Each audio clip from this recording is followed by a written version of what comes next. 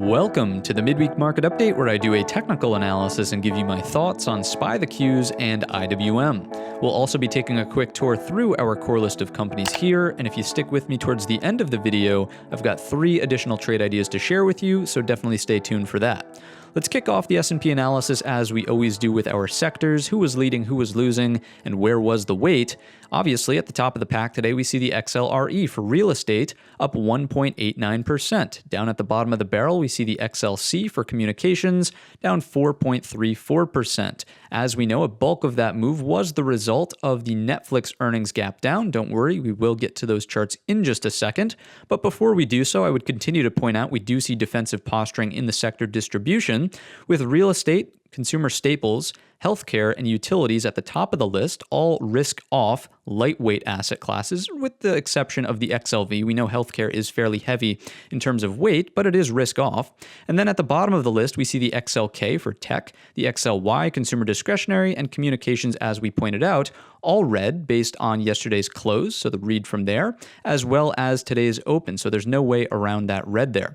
I think the most important thing that we can do is actually look at our sector structure as the market's trying to resolve this bottoming pattern that it's starting to put in. It's not the best one out there, but we are trying to resolve this multi-day balance to the upside. And again, I think by looking at the structure of our sectors, we can answer some of the unknowns as to whether or not we should have more or less confidence in this resolution of the balance to the upside, or we should look at it as a bit of a fake move. So we're going to go directly through our list, starting at the top here with real estate. As we pointed out, it is a more defensive asset class, so to see it breaking out of this range to the upside does not inspire a ton of confidence in the SPY resolving the balance area higher. Obviously, we know that if money is flowing into the real estate sector, it's sort of got to be coming from somewhere. And ideally, because these sectors are red, money's coming out of tech, out of those heavier weighted sectors, and into some of these more defensive asset classes. And that, to me, again, is a slight red flag. It's not the end of the world, but it's not, again, inspiring huge amounts of confidence in a major market reversal. The same thing will hold true here in the XLP for consumer staples. You'll notice that we're breaking out of this balance area right here. It's a bull flag on the daily time frame. And again, this money's got to be coming from somewhere. And as the money rotates into consumer staples, it's got to be potentially coming out of what was red on the day. Again, that's your tech, that's your discretionary and communications. This is starting to sort of show us that the market is liking right now the value plays. So think things like Walmart, Target, Costco, Procter & Gamble, as opposed to the more aggressive growth-oriented stocks, which, as we know, should be leading market rallies. So again, a little bit of a red flag here if this one wants to continue to the upside. Ideally, it pulls back, finds some balance around this 78.50 level, and consolidates back in that range. And that would mean that the money could flow back into some of those more aggressive risk-on sectors like the XLK. So keeping an eye on that sort of relationship. The XLV for healthcare is one of the top 3 heavyweight sectors that we're watching, so it's worth talking about the levels here.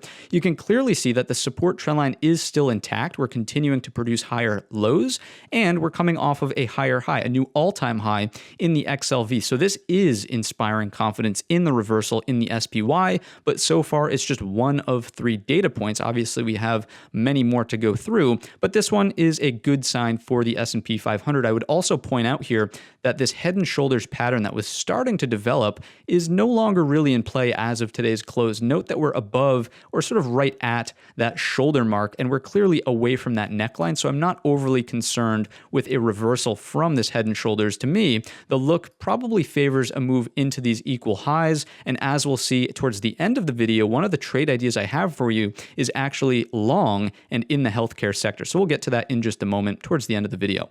XLU for utilities. You can clearly see we did get a gap up on today's session, trying to resolve this balance area to the upside, but overall, we haven't made a move outside of this magnitude area. So to me, not overly concerned with utilities. This ideally remains in the balance. It does not want to see a breakout higher if we are to remain bullish and optimistic about the potential reversal from the multi-day balance in the SPY itself. In a picture-perfect world, this might actually come in a little bit. Essentially, what we want to avoid in this chart is a similar look to what we have here after a range area, right? We want to avoid another period of expansion to the upside if we want to be more risk on in the marketplace.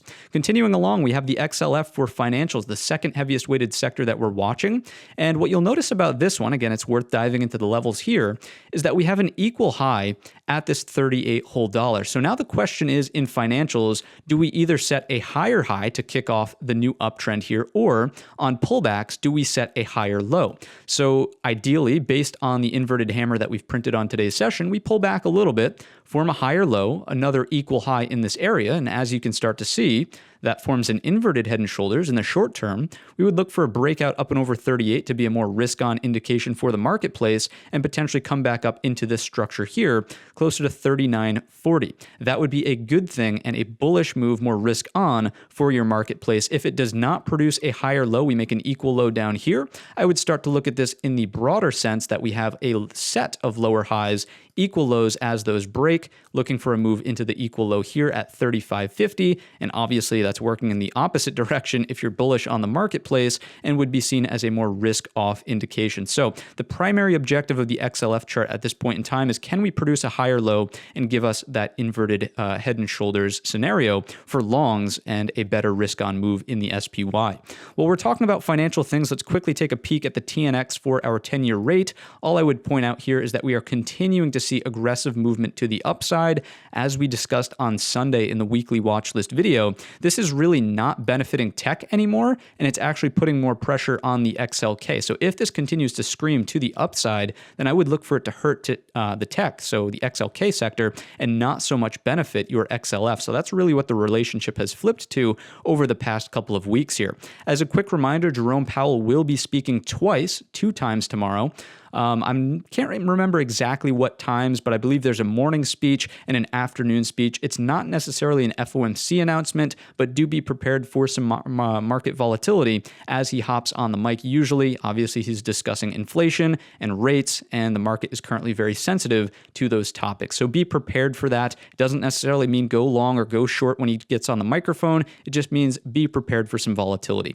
Let's continue through our sectors and check out the materials sector, XLB here. This one's really neutral. It's a lightweight sector. We're not overly concerned with the direction or really trend of this. Obviously, we do not want to see it really leading the pack, so making new all-time highs aggressively. It's not the case currently, and again, because it's such a lightweight sector, I believe it's less than 5% of the S&Ps. I'm not overly concerned with this breakout of balance here. The same is going to hold true for XLI, industrials, obviously. This is really the look that we want to achieve in all of those risk-off sectors if the market is going to rotate more firmly back into our aggressive risk-on sectors, right? This is really neutral here, and this is allowing a free flow of money back and forth. It's not dominating our sector sort of allocation that we're seeing across, a multitude of investors, right? It's not grabbing all of the attention. This would be a look that would be great for something like utilities, energy, and staples if we want to see more money flow into those more aggressive risk-on sectors like the XLK itself. So again, not overly concerned with this. It's such a lightweight in the S&Ps. It's not really worth reading into too much.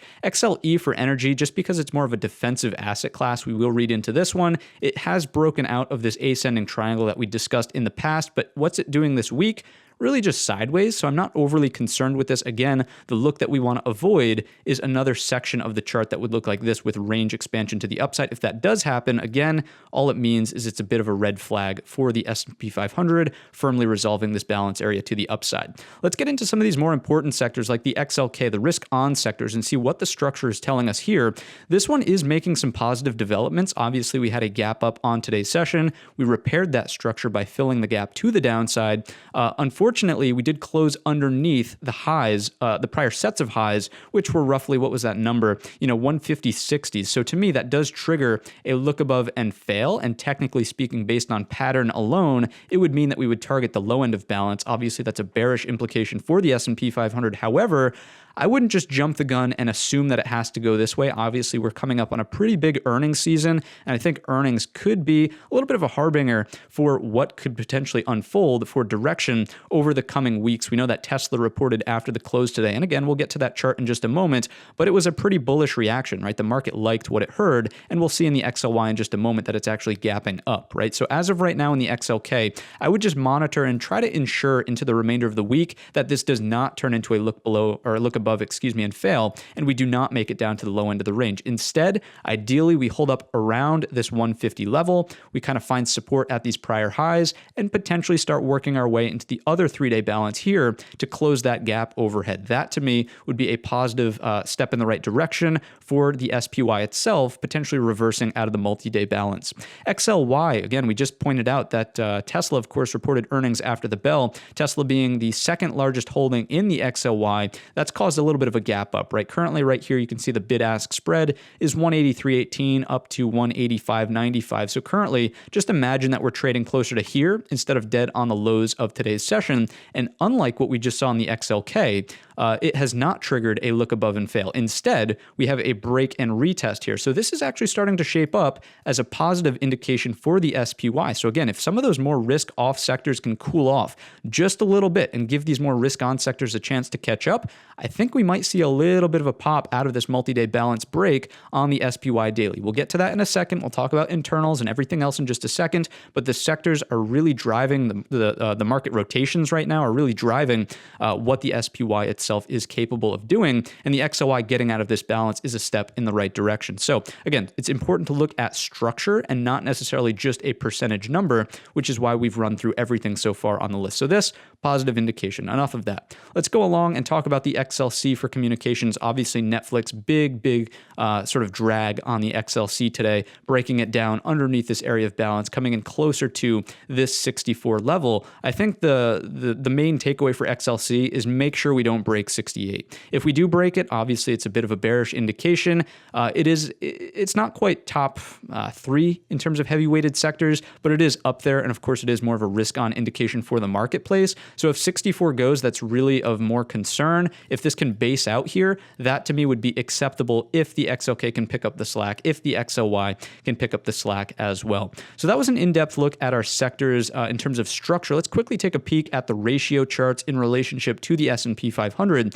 You can see that the XLK is starting to go sideways instead of aggressively trending lower. That's a good thing. That's a positive development here. We know the XLV has been strong. No big surprises there. The XLY is starting to catch some lows above a downtrending, but now sort of more neutral 50 SMA here on the daily time frame. Again, a more bullish indication. If we can make new higher highs, that would be fantastic. More of a risk-on signal. And the same thing holds true for the XLF. We're still underneath that 50 SMA, but we are marking higher lows. Again, a higher high here would inspire some confidence in the S&P 500. So just based on these ratio charts, if these not bottom 4, but top 4 can really show and improve that they want to catch new uptrends here, I think maybe we resolve this balance area to the upside in the SPY. Obviously, if these roll back over and start pointing lower, a more bearish indication. And we talked about structure and where those probably would turn in terms of individual inflection points in the sectors themselves. Just to point out what's going on in the risk-off sectors, consumer staples still pointing higher,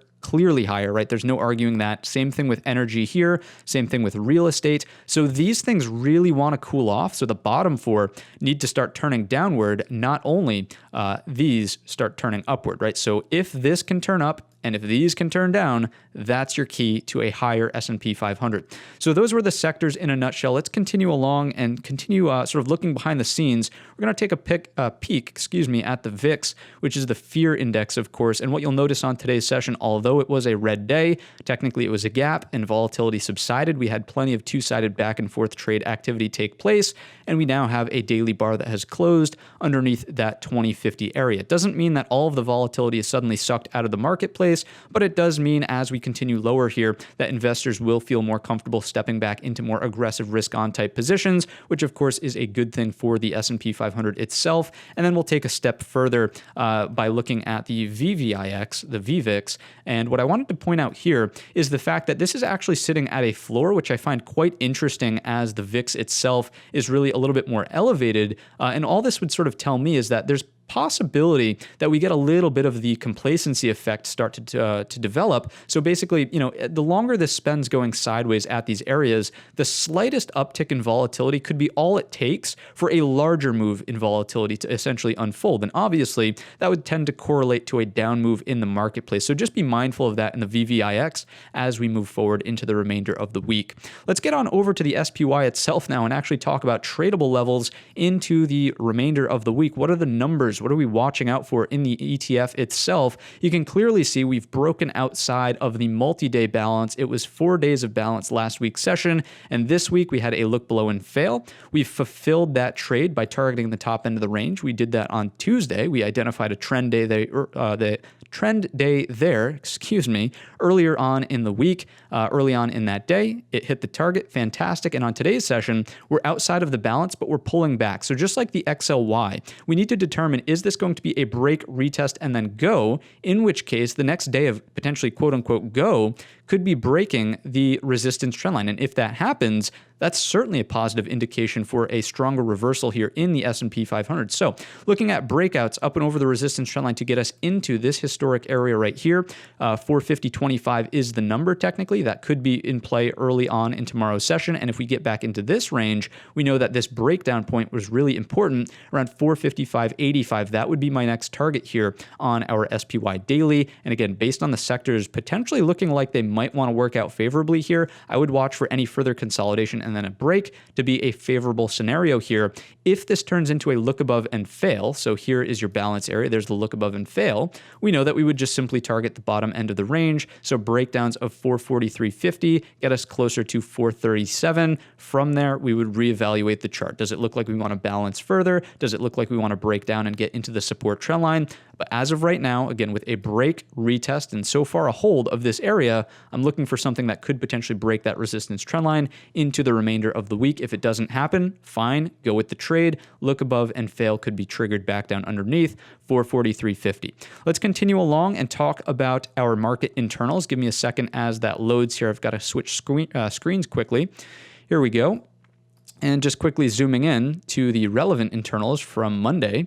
If I do something like this and down here, boom, just like that, we've got everything loaded up nicely. All I want to point out here is that a majority of the days are actually quite muted. Our internals are not, signifying a major move except for what happened on Tuesday. And even then, I think it's interesting that the advanced decliners still opened around 0, right? So normally on a trend day, you expect it to open up here and then just hover sideways. On Tuesday, it worked from 0 to here, which to me is a pretty positive indication. The fact that the market actually put in the work, it wasn't just due to a simple gap up, it actually rallied off the low end of the range all the way to the top, fulfilling that look below and fail pattern, right? And again, on the Tuesday session, you'll notice volume was pretty close to our benchmark, which is always 300 million plus or minus, but it did come up shy. So again, that's a little bit of a concern, just noting that volume wasn't all the way there, traditionally to what we would call status quo, right? On today's session, as we balance pretty muted internals, they are bullish in the advanced decline line camp, which again strikes me as being positive, noting that we're holding above the multi-day balance on that SPY daily time frame,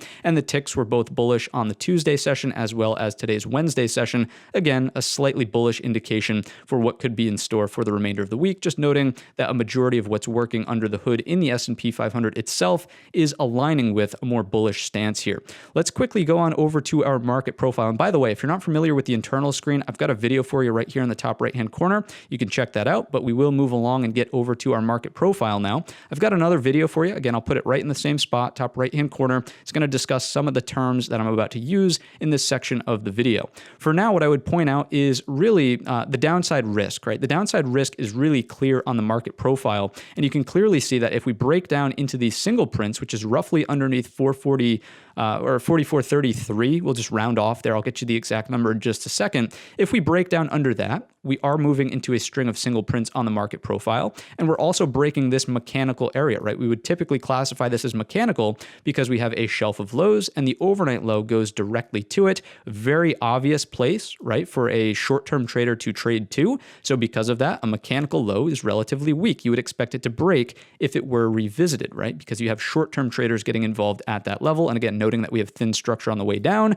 we could very easily rotate all the way back down towards some of these levels closer to 4,400 primarily, because it's the naked point of control from here on the Monday session, right? So that would be my first inclination to the downside if this level breaks. And again, market profile just does an excellent job of indicating where that thin structure truly is. On today's session, really, really balanced day, almost a perfect triangle shaped profile, clear distribution, right? Normal curve. So I would say it's a balanced day, price digestion, not overly bearish, not overly bullish. The one bearish takeaway that you could get from this is the fact that the point of control was left lower, but nonetheless, it's still above the 4-day balance highs, which does strike me as a bullish implication. So although it's lower on the individual profile, in the grand scheme of things, if I do this, notice how it's kind of right at that 4-day or multi-day balance highs. Okay, so that to me isn't the end of the world. Let's get back on over to the platform and round out the broad market with the QQQ and IWM, see what's going on there. We'll get through the core list of companies and then those extra trade ideas for you. So glaring difference in the QQQ, right? You can obviously see here that this has not broken out of the multi-day balance. We did fulfill the look below and fail trade. We made the move all the way to the top end of the range, but we have pulled back aggressively on today's session. You'll notice that I have a little dash here, a level at 342.52. What's that coming from? What's its importance? If we flip on over to, this happens to be an hourly chart, basically anything intraday, you'll notice that that's really the breakdown point, right? If we go over and grab as well, we'll grab the extended hour session and zoom in here, notice that's the extended hour session low. So as we support there in the morning, a little bit of a bounce was produced, but after that into the afternoon, a majority of the price action was actually underneath. So that is fairly concerning because remember that this is thin structure, just like those single prints we just saw on the SPY itself. So back on over to the QQQ, this is still playing ping pong. I would not be overly aggressive in terms of direction until this can clear the top end of the range, until it can get acceptance above the 50 SMA, in which case you're looking for a move through this range in the past. That would be 357, right, as the upside target. It doesn't currently look like that would be in play based on how we've closed here, relatively weak, dead on the low. Instead, I would watch to see, can we play some more ping pong? And again, over your roughly 348.50 or under roughly your 338.33. We already experienced the look below and fail. So to me, the sellers are a little bit weak here just based on the lack of follow through underneath these lows. So I wouldn't necessarily be looking for an all out breakdown just yet. Perhaps the more conservative short entry here would be, can we move lower, another lower high, and then your breakdown point is underneath 335, right? That really opens up the door here for a better range to be trading for to the short side at 318 as an ultimate target. And clearly, if that happens, obviously the XLK being the biggest segment of the SPY itself, I would imagine that's a fairly heavy drag on the SPY as well if the Qs break. So watch that divergence between the two big market sectors currently. Moving on over to IWM Russell 2000 and the small caps, last but not least for our broad market, more similar to the SPY clearly, right? We have this area of balance. We have a day of acceptance back above. However, we are underneath that 204 level. Remember that that is very important based on this head and shoulders pattern neckline right here. Until we can clear that, I would still say, even though we're breaking out of the multi-day balance, that the bears are still in control. If it was going to be more bullish, we would have broke and at least closed the candle above 204. Maybe from there we could produce higher lows and do something like this. It's currently not the case. So really nothing interesting happens to the long side or even a more risk on aggressive nature for the market until we can clear and get acceptance over 204. It's been that way for a while based on the fact that we did print the red candle. If we see a look above and fail, so anything that trades back down underneath roughly 202, you could be more exact and call it 201.75, start to target the bottom end of this multi-day balance at 196.68, and that of course would just be more of a neutral indication for the overall market sentiment. Let's get on through our core list of companies now. Apple is going to kick us off. What do we see in Apple? Zooming in here, very, very sloppy chart. Guys, look at this. Day down, consolidation, day up, big day down, bearish engulfer, 2 days up, day down. It's all over the place. So the intermediate or immediate rather direction isn't abundantly clear. Like you can clearly see this was a very obvious trend move higher. This was a very obvious trend move lower. This is really choppy. Okay. So don't be overly committed one direction or another. Obviously your larger moves will be produced up and over the 2 day highs up here around 171, target the gap fill overhead, or underneath 163.50 to target the 200 SMA, the green line on our charts. Currently it's kind of smack in the midpoint of this overall range. And as you know, if you've been watching the channel for any period of time, you really don't have an edge here. Your edge exists at the edge for breakout or mean reversion. Same is true, but opposite at the bottom. I would say currently in terms of, short-term trend, if we flip over to an hourly and zoom in here for a second, One interesting thing that I want to point out about the chart is that we are getting some price acceptance above that 167 here, which, as we know, was the critical lower high point from right around in here, which put us in the bear camp at first. So because we're getting some price acceptance above, we are undoing some of that massive sell that we saw last Thursday. But in terms of direction, again, one step at a time, I would probably stick to intraday setups only, like 5-minute flags, 5-minute ascending triangles, flush points. You know the deal, right? So currently not seeing direction clearly on the Apple daily. I wouldn't really want to tell you, the chart looks good for bullish trades or bearish trades based on today's close. Again, just smack in the midpoint of that range does not inspire confidence directionally. Let's continue along and get into Netflix. Obviously, this is the talk of the town, getting absolutely wrecked on the earnings announcement. You can see another massive gap down. It already gapped down massively here from the last earnings cycle. And we do remember that Bill Ackman, I believe is his name, took a huge position in Netflix, trying to quote unquote buy the dip that first go around. I mean, this move right here took out, a ton of that position, right? So to me, this is dead money, guys. There's nothing to really do here. After two huge gap downs like this, it clearly did not, move higher on today's session. That would be a clear indication that people are not looking at this as a buy the dip opportunity.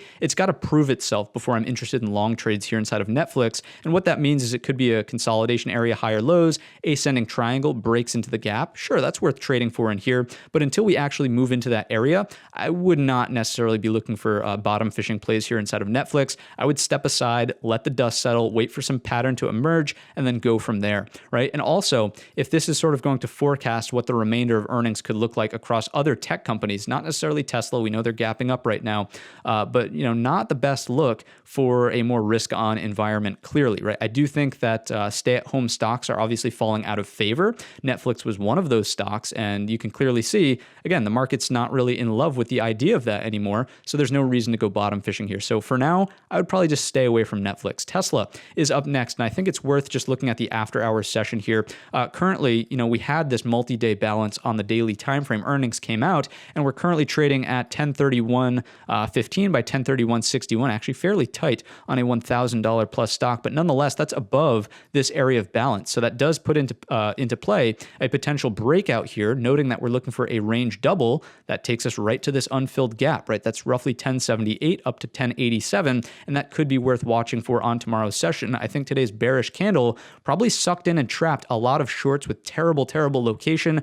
Note always, whenever you're gapping green over a large red bar, anyone who got it wrong short and is a short-term trader will likely close out the very next day as they wake up to a loss, and that could add fuel to the fire. I use this word very lightly, but potentially fuel a short squeeze for that range double. Again, Tesla is a big mover. It could easily get up towards that 1080 mark on tomorrow's session as long as it holds the gap up and as long as we hold up outside of this balance area. So opening here and then doing something like this tomorrow could be a high probability setup. As long as we don't accept back down underneath, that's primarily what I would watch out for. Here it is in the after hours session. You can see we're above that 1022. It was even a little bit higher. The overnight high is roughly 1047, we'll call it, just for round number's sake. For now, I would say, again, it's very likely that on tomorrow's session, we do open outside of this range and potentially see a squeeze to the upside. So Tesla will be a top watch on tomorrow's session. AMD is up next. Let's quickly go back out to the daily time frame. What do we see here? Currently at the low end of the balance in the after hours session. It's not really higher, maybe a little bit higher, but not much. It's kind of in here, midpoint of the range. Nonetheless, as long as we're underneath 100, continue to have a bearish slant here inside of AMD. Notice that we failed once again at the top of this balance around 98.50, so it didn't even make it to 100 this time. Again, what you're looking for here is essentially a breakdown of this low, and that level is roughly 92. Essentially on a smaller time frame, this would be seen as a break retest and then something like this. So maybe you can even see it on an hourly, actually. If you zoom in here, there's your break, there's your retest. Now, if we get a low underneath 92, it just continues the trend to the downside here inside of AMD. So continue to have a bearish slant. The only way we'll be bullish is if we get a higher low above 100, which currently does not look like a likely outcome into the upcoming week or remainder of the week. Facebook is up next. What do we see here? Zooming in on The daily, massive bar to the downside. This is obviously hurting me. You guys do know, or maybe you don't know, I have a position in Facebook. It has about a 3 to 5 year time horizon, so I'm not quite ready to throw in the towel yet, but breaking down underneath 217 certainly is not a good look for this stock here based on structure. Remember, it was the prior highs. We have a break, retest, and failure, aka a big move lower that's confirmed this as a failure. For now, I would probably watch for a dead cat bounce into tomorrow's session to see if we get a little bit of a sympathy move here off of this prior area of support around 199, roughly, we'll call it for round number's sake. I'm not saying that we get a rotation all the way back up to 210.75, but a little bit of a dead cat bounce could be in store early on the morning session, just based on people getting overly net short towards the lows. If we go down to that hourly again and take a look here, notice that, again, you get a little bit of consolidation down here. What do you think people are doing? Sure, there's some profit taking, but there's also some more positioning to the downside. So be prepared for the potential for a little bit of a correction to that inventory early on in tomorrow's session. The next short trade would have to come only after a lower high and then an equal low break. I wouldn't really chase it short down here around that 199. Better long trades, again, the little dead cat, that's going to be a scalp. You could only see it on a 5-minute chart. It's not really worth discussing on a time horizon like this. But better long trades are only produced if we can get a higher low back above that 210.75 and recapture some of this prior structure, which again currently does not look like a likely scenario into the remainder of the week. NVIDIA up next, multi-day balance. This one has not broken one way or another yet, so continue to monitor this. This one was the first one to go round trip and make it all the way down towards the lows. It's seen a considerable amount of consolidation sideways through time now. As you know, the better short is underneath this big shelf of support around 210. If it breaks, our target underneath is 190. So roughly a 20-point range to be trading for. The only long opportunity is if we can clear this gap fill to the upside. Maybe you target the resistance trend line, but currently it doesn't have a bullish look. I mean, we have a large red engulfing bar on today's session. The bears seem to be in control. It cannot get into gear on the buy side. I wouldn't be looking for longs until we can confirm that break up and over that gap that we currently see on the chart. So favoring shorts in NVIDIA. Microsoft, Softy is up next. What do we see in Microsoft? It gapped up today and filled that gap. So structure has been repaired. What I think is interesting about this is that it did not accept back into the prior day's range. So it's not as bearish as something like we just saw in NVIDIA, right? So to me, consolidation and the next trade to really watch for on the long side is the gap fill overhead from 292.50 up to 296.25. 50 SMA will be tangled up in there somewhere, but I would be patient for that long trade. I wouldn't just blindly long it in here. The cleaner one is obviously through that gap. For shorts, maybe this is the only thing I could see for a short trade, is if we can break down underneath this conjunction point, if we drop it down to an hourly and zoom in here. So if we fail this structure essentially around 285.35, prior day's highs, today's lows, maybe that triggers a little bit more of a short. My first target would be right here. And again, these are probably scalps only. I wouldn't overstay your welcome on the short side. The more convicted short is underneath the lows to get to here, right? So we're talking about scalps as we're looking at that hourly time frame, a breakdown of this. So consolidation, boom, gets you to there. The next one you can trade to here, right? And then the more, conviction short is underneath here, higher conviction short, excuse my grammar. So that's what we have in Microsoft. Last but not least, the beast, Amazon, but only for a little while longer. We're getting closer to that June 6th split date. It's going to be here sooner than you know it. Nonetheless, what do we see here? Big rejection off of that 31.76, which does strike me as fairly alarming, remembering that that level from the weekly time frame is just so important, right? So the fact that we have another rejection off there, to me, looks like a breakdown retest failure. Any equal lows around this 29.80 does open up the door for a move into 28.20. Pretty large move to be trading for to the downside. Oops, we want to go back down to the daily time frame here. Zooming in, again, the current look is that we have retraced a majority of yesterday's green activity. We are kind of sitting right at this level, so maybe it is worth looking at the hourly here. You can see that we have structure here, and it's also support on today's session. Your better short is just clearing all of these lows, right? So underneath 30.10 does open up the door for lower. Roughly in here, right? 30.10, roughly in here, to get into that 29.80. That's probably your scalp trade. And then the larger move is here, as we just discussed. All right. So that is the core list of companies. I know we spent a lot of time on them today, but I've also got 3 additional trade ideas. So just a little bit more of your attention. RBLX is the first one for Roblox. Interesting inflection point here. I'm not, I wouldn't try to chase it short at this level. I would watch for any excuse for a lower high and then breakdown of this 36.22 to get us into. Do we have a target mapped out? No, we do not. I believe this is actually a majority of the the time that we have for this. We know it's a newer IPO. It's basically going to be all new all-time lows, right? So this is an interesting make or break level on Roblox at roughly 36. We have come round trip now. So there it is. There's the move, full circle, whatever you want to call it. Any lower highs that are produced and equal lows in here, a third touch does confirm this as a flush point. And from there, you would look for a breakdown as we move through the remainder of tech earnings. Maybe this is something, that you could get an advanced heads up on if, some of our better companies in here, we know Roblox is kind of like a tier 3 type tech company. If some of the better companies can't even report good earnings and see, positive reactions from the market, maybe it's worth stabbing short here inside of Roblox. I wouldn't really be fishing for longs here until we can make some sort of higher low and start to confirm a new uptrend if this is going to turn into a double bottom in the first place. And again, a stronger double bottom look. So on the weekly, it would look something like this. We know that the long entry there is up and over 52.50. So quite a lot of work to do if you're trying to trade this to the long side. I just thought I would bring up this interesting inflection point at 36. So Roblox, enough of that. Next one is that healthcare sector. So GILD, Gilead. What do we see in Gilead? If we zoom in here, what we'll notice certainly is a large break of this balance, right? And we know that healthcare is relatively strong. You could classify this as a bit of an inverted head and shoulders look, taking out the neckline here. I would say anything that continues to consolidate above 63 looks promising for the rotation all the way up towards that 66.36, the highs from in here,